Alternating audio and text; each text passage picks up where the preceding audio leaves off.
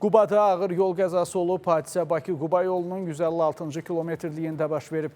Qaraçay kəndində Quba sakinləri Rahim Baxışovla Talih Sərkarovun idarə etdiyi avtomobillər toqquşub. Rahim Baxışovun sərnişinləri olan iki bacı Ədalət Baxışova və validə Dəryazova hadisə yerində həyatını itirib. Müxtəlif dərəcəli xəsarətlər alan sürücülər isə Quba rayon mərkəzi xəstəxanasına yerləşdiriliblər.